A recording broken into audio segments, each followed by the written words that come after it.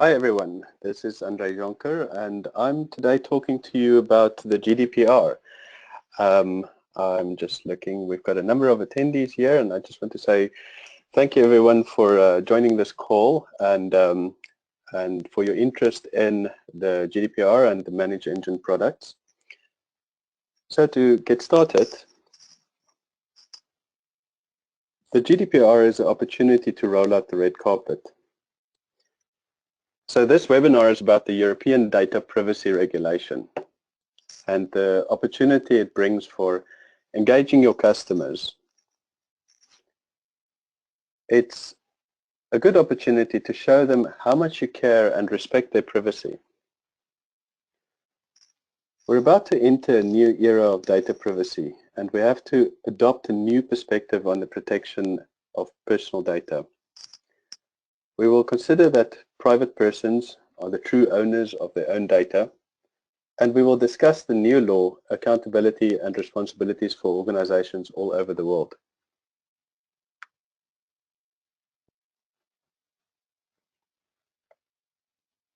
So let's begin with the territorial scope. So the GDPR applies to all organizations that process EU personal data. So in commercial data processing, privacy and data protection have traditionally not received the right level of consideration. For big data statisticians, for instance, personal data has become a valuable currency. It is sought after by legitimate marketing campaigns and even nefarious hackers. A lot of people and companies are after personal data. So today it seems everyone is after our data and what we already give is still not enough. In this age of social media, people are also not used to protecting their data to the extent that some would fall victim to all sorts of spams and scams. In fact, it has become incredibly difficult to protect our data online. A number of governments have come to realize this and have already begun to implement laws to guide the protection of personal data online.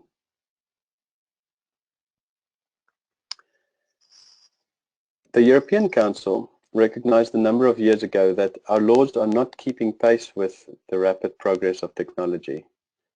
So in 2012, they started working on a new general data protection regulation. And this is the product that we have today. The new GDPR is designed to enhance privacy in data processing and improve security services for personal data.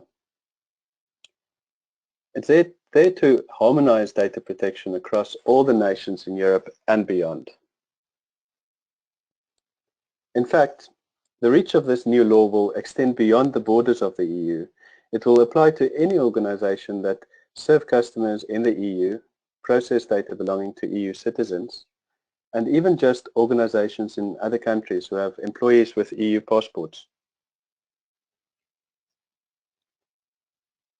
The GDPR was adopted in 2016 with some time allowed to get ready for it. It's an allowance for the implementation prior to it coming into effect on the 25th of May 2018. So as this grace period runs out, there's very little time left to prepare. It's less than a year, in fact. It is now probably the best time for us to revisit our security strategies. The GDPR applying to any organization that collects or stores data of or about European residents or European passport holders applies to organizations all over the world who will have to comply with the requirements of the GDPR before next year on the 25th of May.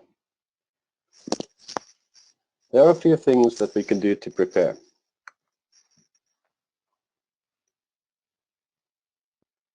A good place to start is to find out what data is collected and where is it sent to. Perhaps look at your security policies and make sure that handling of personal data is sufficiently covered. Update or prepare clear privacy notices and dialogues to inform individuals on and to collect affirmative consent. We must start monitoring the measures we implement to ensure that privacy and protection of data is ensured going forward. Assign responsibilities for both the monitoring and the protection of personal and sensitive data.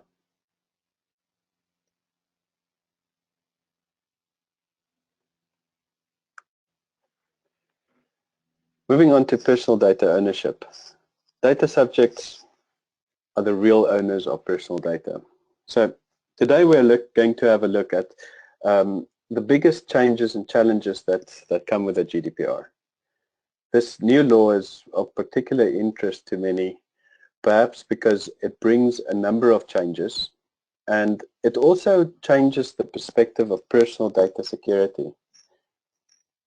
It is a complex framework consisting of more than 90 articles and even more recitals. There are a number of different things to look out for. For example, we'd be looking at the new accountabilities, breach notifications, and there are strict rules that govern international data flows. Personal data is most certainly the focus of the GDPR. It requires a new perception, an upgraded view, so to speak. We're no longer just protecting personally identifiable information, or previously known as PII. It is now anything that belongs to someone. The GDPR concept of personal data now includes location data, IP addresses, and all manner of personal identifiers.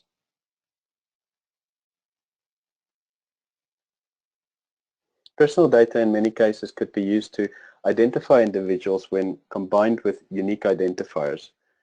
We now have to also be considerate of personal information that individuals may not wish to share with others. Data minimization becomes a recommended approach, and we are encouraged to incorporate pseudonymization of personal data. As a security measure, pseudonymization can be used to limit the risk of singling out an individual during data processing. It also allows us to separate meaning from identification. For instance, when marketers and analysts work with stats and big data, they should not want to look at specific personal information. They should want to see patterns and not people. The GDPR is more specific about classification of personal data and data requiring extra protection. It, for instance, adds genetic data and biometric data to previous definitions of sensitive data. So once again, there are a few things we could do to prepare.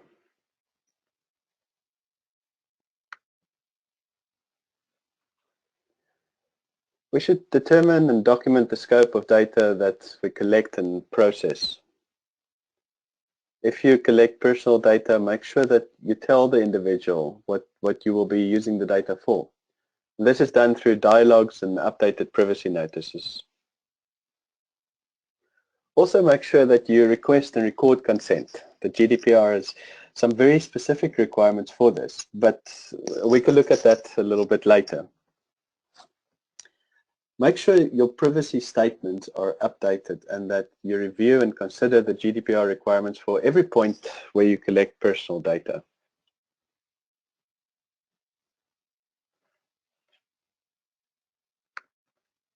Moving on to the GDPR principles.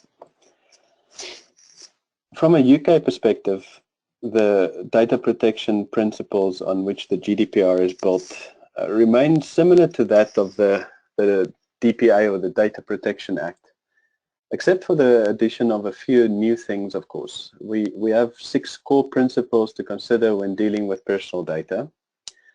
The first being that of personal information must be processed fairly, lawfully, and in a transparent manner. This together with the next principle is of particular importance to understanding the GDPR concept of consent. The second principle is the personal information must only be collected for specified, explicit and legitimate purposes. So a purpose limitation, in other words. Communication is key. We must tell individuals what we are collecting their data for, and that we will take good care of it and be careful with it while we have it.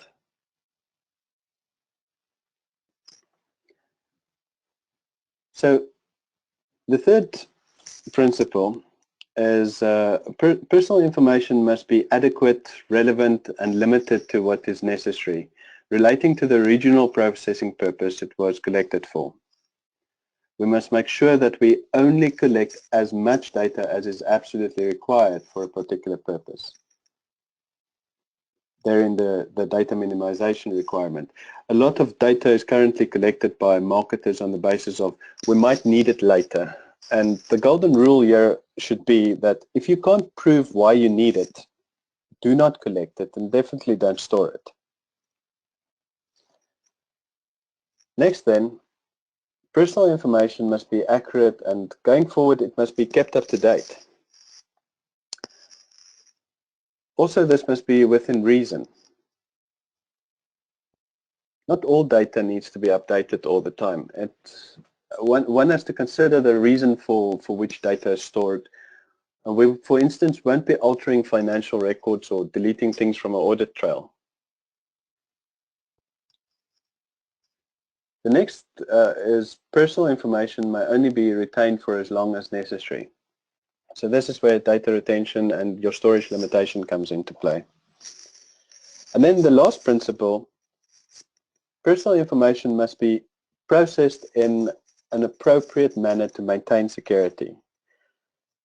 And with that, we get integrity and confidentiality.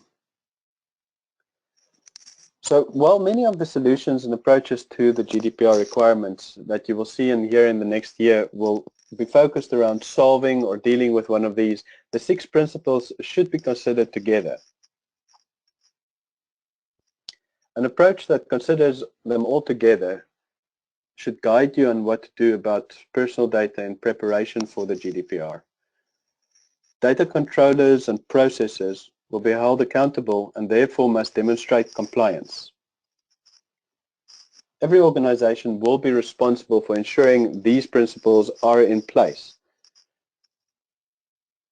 Now, as a point of clarification, when talking about keeping personal data up to date, we may be referring to customer records, but not every application thereof. For instance, if you make out an invoice, outside of the GDPR, of course, this is something where you're required to keep record of that invoice for a period of time. The detail of the invoice, the details are immutable. So it goes without saying that data subject address changes should not affect the invoice you have in archive. The inverse is also true. They're not there as a record of the customer as such, and they cannot be used to refer to, for instance, where the customer has requested you erase all their personal data. You cannot thereafter then reuse that invoice from your archive to look up detail that you've already removed in response to a subject request for erasure. So what is required of us to measure up to these principles is that we must make sure that our role in data processing is clearly defined. We must accept our responsibility in keeping other people's data safe and private. And we must look at the flow of data in our own organization and make sure that the way we collect and work with that data would allow us to meet the GDPR accountability requirements.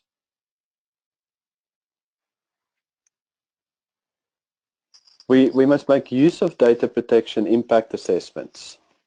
Now, the Article 29 Working Party which is not Article 29 from the GDPR, but the name of a group that has the responsibility for various data privacy specifics. The Article 29 Working Party released some guidelines in April of this year for data protection impact assessments, and I just want to share a link there. Specifically, if you've worked with PIAs before, this is similar, but it's the DPIA is more granular and incremental. It's you have to get ready for checking DPIA requirements for every project that deals with personal data. So just I think I skipped something there. Just going back, last but not least, we must consider privacy by design and default. So don't do what I did there and let that one slip by, but it is a very important addition of the GDPR, and we've got to consider the privacy by design and default from the outset. So just before we move on, I'm just sharing that link again to the Article 29 Working Party document on data protection impact assessments. Okay, moving on. Once again, there are a couple of things that we can do to be prepared. I would say answer the following questions about your current data processing. Do we know what is the nature of the personal data that we need? How do we collect it? How do we store it? And how do we transmit it? And then look at how is the data protected from incorrect use and access at every point in its journey. So everywhere where we collect data, at every point where is it, as we hand it over to others, is it protected? We should also start monitoring who we give access to, and who has access to that personal data, who's accessing it, and who are we sharing it with, and so on. Then, in terms of technical security measures, should include continuous monitoring of files, folders, data repositories, or just wherever personal data is stored. You might be surprised once you start looking and you find that it's not just in the database where we intended for it to be, but sometimes things happen to be stored in spreadsheets and all manner of files on even desktops from time to time. So at that point, you'll definitely be looking at how can we monitor and make sure that the data is protected, and we want to be able to react to unauthorized access, and then more to the point, getting to data breaches. So you'll be hearing a lot more about data breaches as companies will start reporting them. Statistically speaking, breaches are no longer a question of if, but rather of when. It is more prevalent in the news these days. So it's something definitely to be more mindful of going forward. We must keep record of how long different types of personal data is stored also, and how are we protecting it from access and tamper while it is in our care.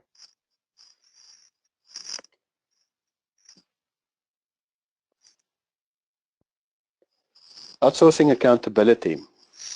Now, the next section is about accountability, but I just want to start by saying you cannot outsource accountability, or if you could, you can't do it anymore. It's made clear by the GDPR, where data controllers and data processors are going to be equally responsible for making sure they themselves are compliant, and that the failures of the one cannot be blamed onto the other.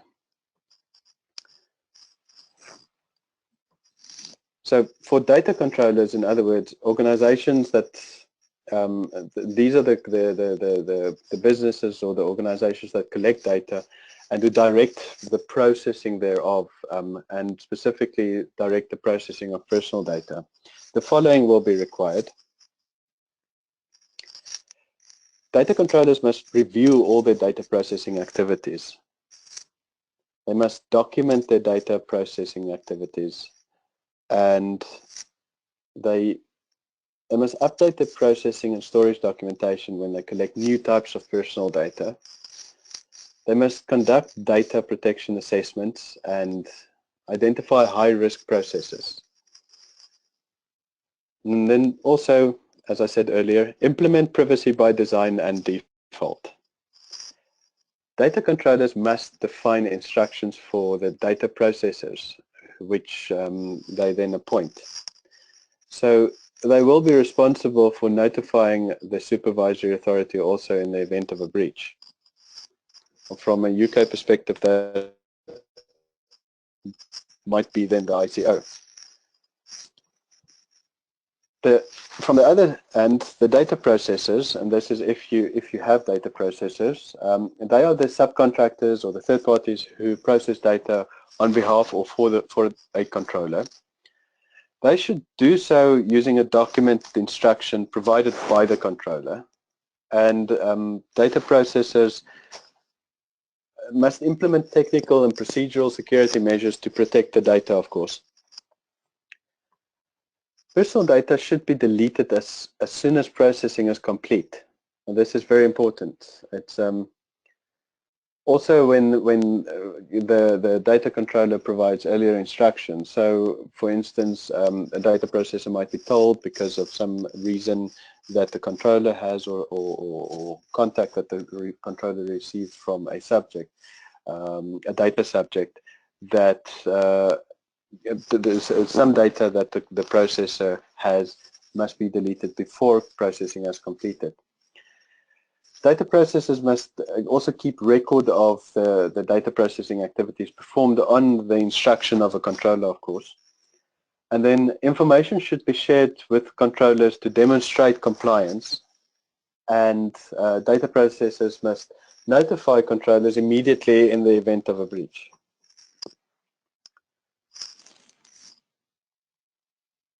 So what is required of controllers and processors? Any organization that outsources data processing to a third party will have to update their contracts and their instruction manuals and their data transfer processes to reflect and meet the new accountability requirements. The new contract should incorporate GDPR requirements, and data controllers and processors must both update the policies also, with particular focus on the data security, data transfers, audit requirements, and then breach notification. Controllers and processors should have a defined and well-documented procedure for communication and cooperation during breaches. And both controllers and processors should document safeguards against breaches.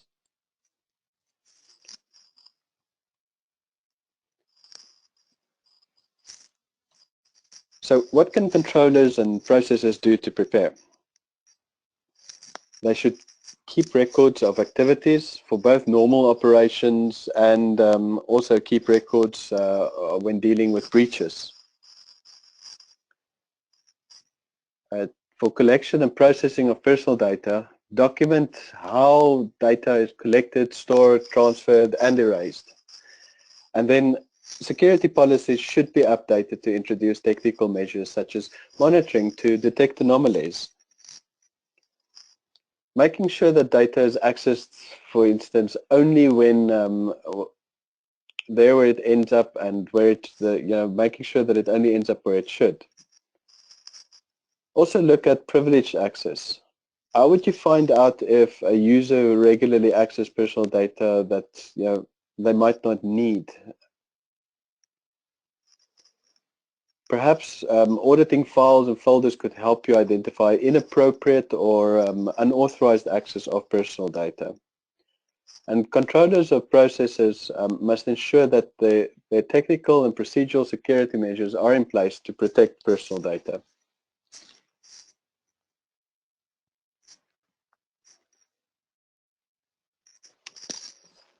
Moving on to accidents and malice. in any organization, things can go wrong and data may end up on the wrong desk. It might be incorrectly filed, sometimes even lost. And in the worst case, data might even be accessed by hackers or leaked or sold, or sometimes even by the people that had legitimate access to it. Data breaches refer to more than just the loss of data or hackers breaking into a network or anything like that. You think of thieves stealing the server or someone losing a USB stick. A breach can simply mean data ending up where it should not. The GDPR definition calls it any action that can lead to destruction, loss, alteration, unauthorized disclosure of, or access to personal data. So basically anything that happens where it should not, or some process or activity that was not originally intended. Organizations will have to prepare for when breaches occur and be ready for the action they need to take. The GDPR requires a response without undue delay and within 72 hours. So organizations are required to have a predefined formal breach reporting procedures. Where third-party processes are used, supply chain reviews and audits must be conducted to test compliance. Technical and organizational measures should be implemented to identify breaches where and when they occur. Technical tools may provide insight into the breaches and speed up responses or aid containment.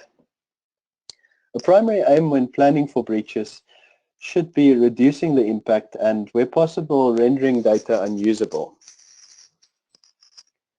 What can we do to prepare? Well, review and update your security and incident policies. And deploy preventative security infrastructure and make sure it's properly configured.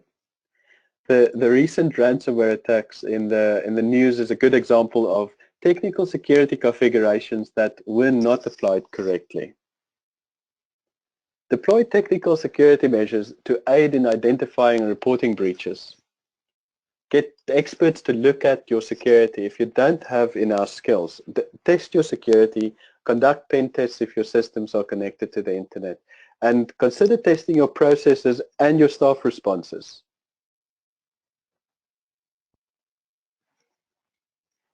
It's a cliche, I know, but your security is only as strong as the weakest link in the chain. You must have heard this before. Right, the GDPR brings data subjects expanded rights. It's a couple of things that change the perception of how we look at personal data, perhaps, and also how your customers and data subjects would be considering their use of personal data and how they hand it over. Already mentioned that the GDPR brings about a change in perception, so and how we must see the data as belonging to the individuals and how private persons are the true owners of their own data. But to make that point, we can look at the new rights that the GDPR realizes for the EU data subjects. So firstly, there's the right to be informed. Data collectors may no longer keep people in the dark about what they are collecting data for, what they want to do with it, and how long they plan to keep it, and who they will share it with.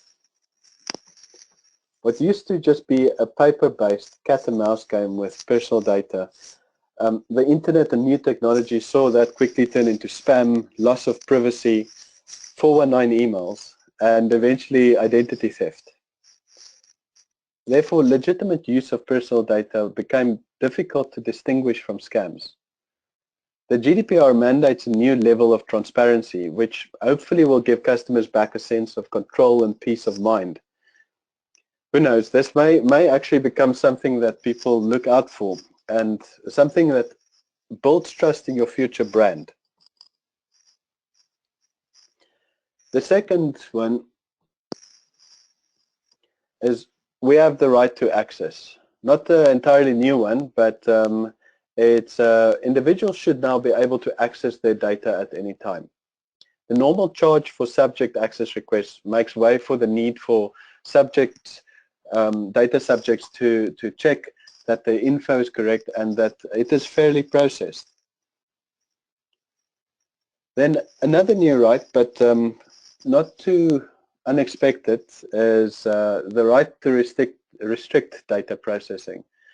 So data subjects can ask controllers not to process their data. It's useful in a case where data, for instance, is found to be incorrect, but how many times must you update your home address when you move house, for instance? Or when you have to provide proof of address when renting a car, and the assistant tells you that experience says you don't live there.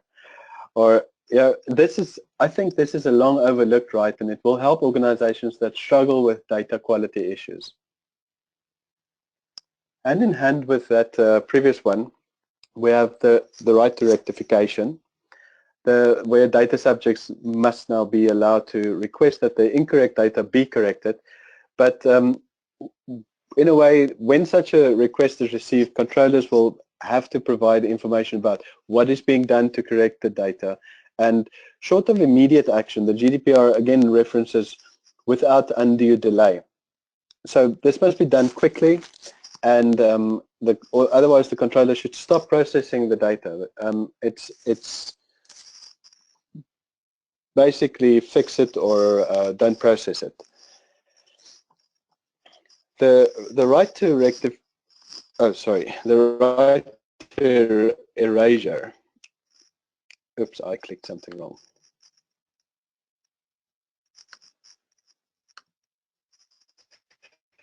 The right to erasure is built on the earlier designs of, you might have heard of the right to be forgotten. So this is no longer just for search engines and social media, but when data subjects request removal of their personal data, it should not be held onto for later reuse. There are, of course, some things like audit and financial records that you must keep by law. And earlier I gave the example of an invoice being immutable. But if you think about it, the data associated with the invoice is not supposed to be used elsewhere. The GDPR is very specific about repurposing of personal data. Remember this when someone raises the point of legitimate interest. It's a recurring bugbear for direct marketers, but essentially you do not have the data subject's consent. If you don't have the data subject's consent, you will have to provide justification for processing their data, irrespectively, and then you will have to inform the data subject, and then the data subjects may inevitably choose to exercise their rights. So the challenge here for organizations should be to keep the data subjects happy. You don't really want to upset someone so much that they never want to do business with you again. We want to avoid being asked to delete data, so why go there? There's also the new right to data portability. Someone told me this sounds like it was created for social media applications, but I can't see how. It's I don't use Facebook, but for the people that do, where would you move your data to? Anyway, let's use a insurance company example. In the insurance world, the concept of transferable no-claim bonuses come to mind. So in the same way that you have some personal NCB in your data, you want to transfer this somewhere else to a new insurance provider. In the same way, data subjects should be allowed to transfer their data securely from one controller to another. This, it reminds me, a while back I sat in on a discussion about transferring data in human and machine readable format. And strangely enough, CSV files seem to be more acceptable as a human readable format than XML. And then JSON as succeeded XML as being more readable. But Adobe PDFs, again, are not completely machine readable because data printed to a PDF is not so easily imported into other systems. Anyway, before I digress, the data subject rights as listed on the ICO or the Information Commissioner Office's website are the right to be informed, the right of access, the right to rectification, the right to erasure, the right to restrict processing, the right to data portability, the right to object, and rights in relation to automated decision making and profiling. And that last one has some major impacts on surveillance tools and cameras and shopping habits and location tracking and so on. And I wish I could go into it a little bit more, but we will be here all day, and so I'm just going to move on.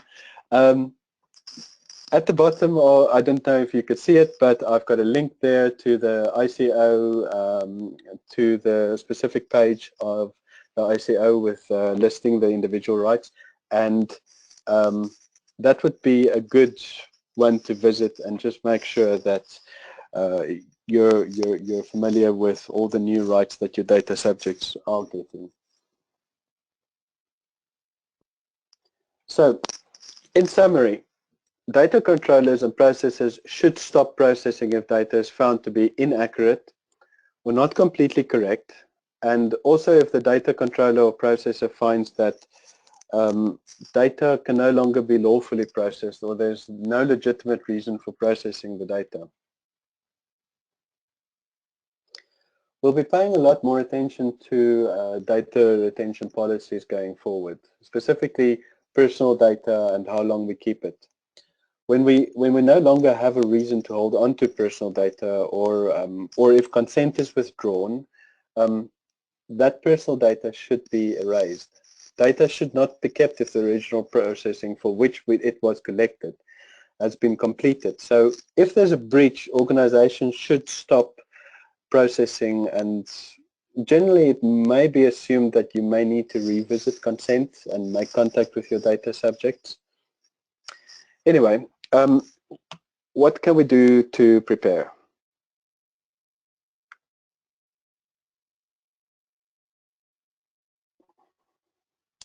We should definitely update our consent dialogues and make sure that we provide privacy notices in clear and plain language. At every point where we collect personal data, make use of consent dialogues and privacy notices, and then keep your data subjects informed and give them options. Remove mandatory data field restrictions if you don't need them. For instance, if you ask a customer if you should call them back, they would have to provide their telephone number. Otherwise, how would they get that phone call? So same goes for email. If you don't collect email addresses to create login accounts, and then you can't then sign them up to receive marketing emails with that same email address. It should be a different dialogue or exchange. Consent should be clear and explicit and affirmative. The data subject must agree to opt in and not be forced to hand over personal data unnecessarily. So feeding a big data analytics program is not really a reason to collect personal data. Make sure that data processing is documented and that you keep track of where you store the personal data. And when you receive a data subject request, you'll need to be sure that you can track down all instances of the data. So remember to also add your backups to your personal data storage register. You need to be able to, for instance, then repeat your data erasure actions on data restores. Automate your data erasure to ensure that data is removed when processing is complete. And it's time to spring clean. It's data hoarding is now over.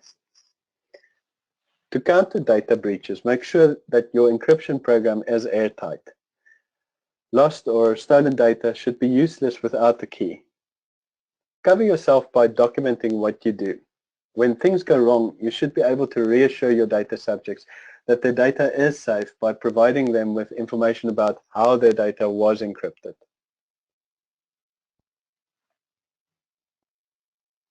So if we have a couple more minutes, and we can get to some questions a little bit later, I just want to talk a little bit about consent. As I mentioned before, you may have come to hear of an alternative reliance on something called legitimate interest use. The Information Commissioner's Office, the ICO, have recently requested responses to their proposed guidelines to consent. A number of UK organisations were keen to get the ICO to weigh in on consent. Let's just look at what the GDPR says about consent. The slide, as you can see, shows Article 7 of the GDPR. So just quickly going through that. Where processing is based on consent, the controller shall be able to demonstrate that the data subject has consented to processing of his or her personal data. If the data subject's consent is given in the context of a written declaration, which also concerns over other matters, the request for consent shall be presented in a manner which is clearly distinguishable from other matters, in an intelligible and easily accessible form using clear and plain language. Any part of such a declaration which constitutes an infringement of this regulation shall not be binding. Number 3, the data subject shall have the right to withdraw his or her consent at any time. The withdrawal of consent shall not affect the lawfulness of processing based on consent before its withdrawal. Prior to giving consent, the data subject shall be informed thereof. It shall be as easy to withdraw as to give consent. Very, very good line, that one. When accessing whether consent is freely given, utmost account shall be taken of whether inter alia the performance of a contract, including the provision of a service, is conditional on consent to the processing of personal data that is not necessary for the performance of that contract. So in other words, forcing people to hand over consent, otherwise you don't provide them with service. The GDPR is very clear in my opinion. This wait and see approach of a number of organizations, I take that with a pinch of salt. The GDPR approaches the issue, in my mind, from two sides. It's you must get a clear yes from your data subject, and number 2, if you somehow process data without consent, you should contact the data subject, tell them where you got their data from, and then give them the opportunity to object and request erasure.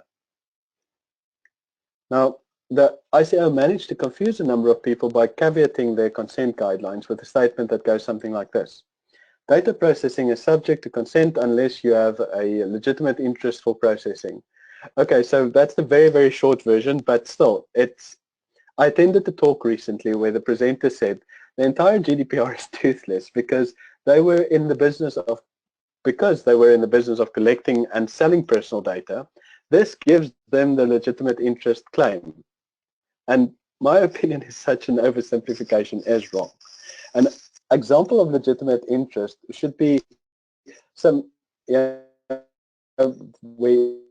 you ask me to deliver something to your house and I use your address which I have on file for you. Anyway, another misuse of legitimate interest is where you have, for instance, big data activities that run on the premise of unlocking value from personal data. So those that beat that complain that the GDPR will otherwise perhaps kill money invested in big data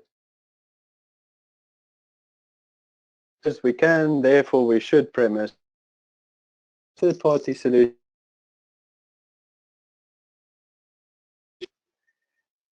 It's names when you, for instance, analyze. Someone sent me a clarifying quote from the it's said, this condition puts an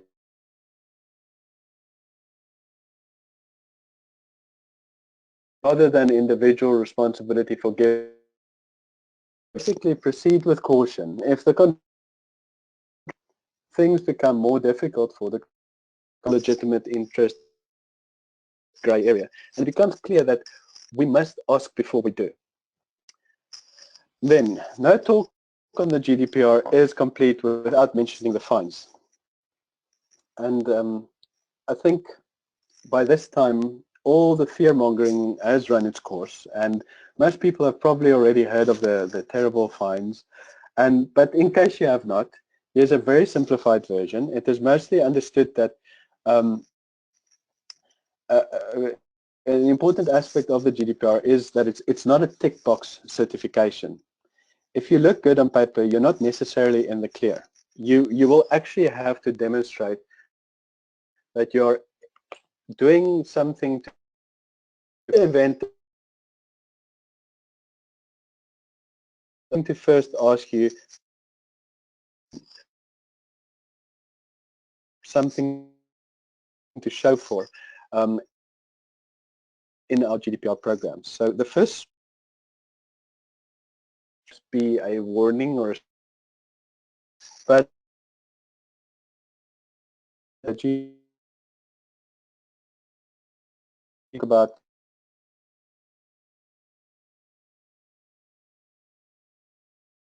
bit of the annual worldwide turnover, and then million and up to 4% more. So it opens up the door. We'll actually have. You recall the end of media operator involved in that lawsuit. So to conclude, summarize as follows. We must recognize are the true owners of their own data, accountable as protectors of personal data.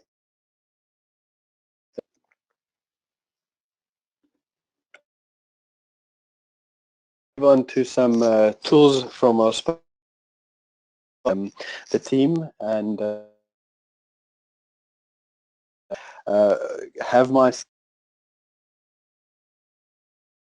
to right. So at the about the IT in your GDPR. IT security solution portfolio has a wide range of tools that help organizations to comply with the GDPR. But today we're looking at Log360 and File Audit Plus, where Log360 is a comprehensive SIEM tool that helps enterprises to detect data breaches, ensure security of their stored personal data, and then it tracks access to personal data, thus confirming the with accountability requirements. File Audit Plus is a real-time file auditing and monitoring tool that helps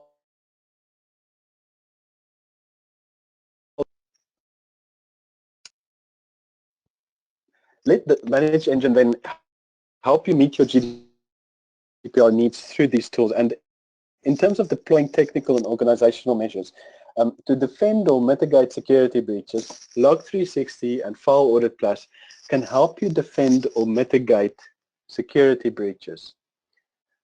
The solutions have the capability to monitor the activities of all devices and users on your network, and they report anomalies to an administrator instantly.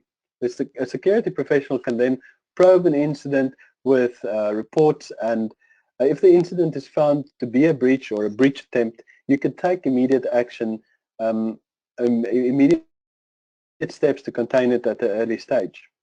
For data auditing, integrity monitoring feature that continuously monitors changes to critical data. It also provides exhaustive information on who accessed the data, when it was accessed, and from where. So this detailed report helps provide information to data subjects on data accesses and helps with monitoring data flows. For maintaining audit trails, Log360's powerful log search capability helps conduct forensic analysis at ease. It's useful in meeting requirements of the GDPR in that it can help you find a root cause of a data breach or a breach attempt so as to fix it instantly. And the solution can help find a root cause of a data breach by searching terabytes of log data within minutes. The solution also provides an option to export search results added to data protection officers. A search query can be converted to an alert profile to mitigate future security attacks of the same kind, so to prevent repeat actions. And for privacy and data protection impact assessments, Log360 provides some reports and alert profiles, and in determining if we have anomalies and identifying security breaches. So it helps to contain data breaches at the early stage, and as responses, Log360 sends out real-time email and SMS alerts about data breaches, and it helps to report to higher officials without undue delay. So this solution comes bundled with over 600 predefined alert profiles that are based on various IOCs, or known as indicators of a compromise, and which helps in detecting the breach attempt instantly and without too much effort. The solution also offers the option to create some custom alert profiles as, meet your internal security needs. So I think that concludes our look at the tools. Thank you, everyone. This is basically the bit that I wanted to say. I've got some questions here that I want to just read for you. So somebody asked, if I store the personal data, say someone's email ID and location address in a SQL database, then what should I ensure? How should I ensure its safety? And then there are three things that you can do.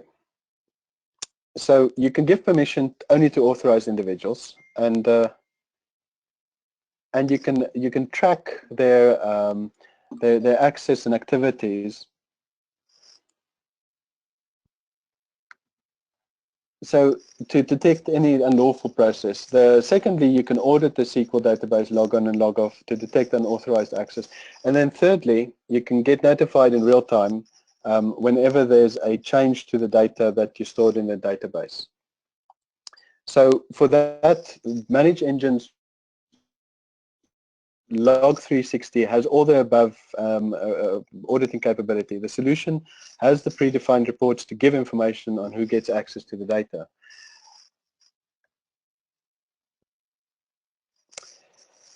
If you store information in a file server, then Manage Engine solution can monitor and track changes to the data. It can audit privileged user activities and then also report the changes that happen to privileged accounts and permissions. I've got another question here. In case of data breach, will my enterprise be charged with a penalty?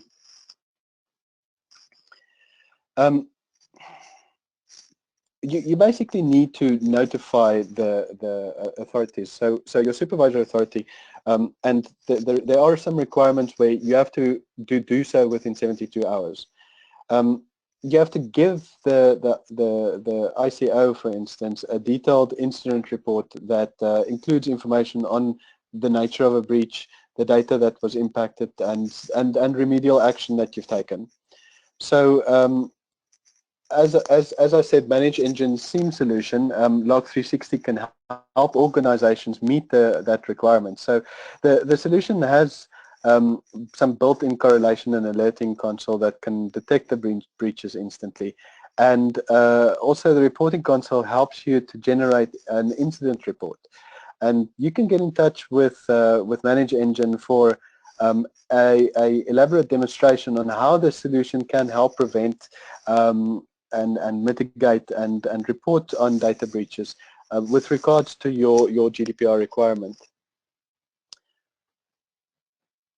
Just want to say that is all the questions that I have here in my list. If there's anything else, this is we've still got a few more minutes if there's anything that anyone wants to add.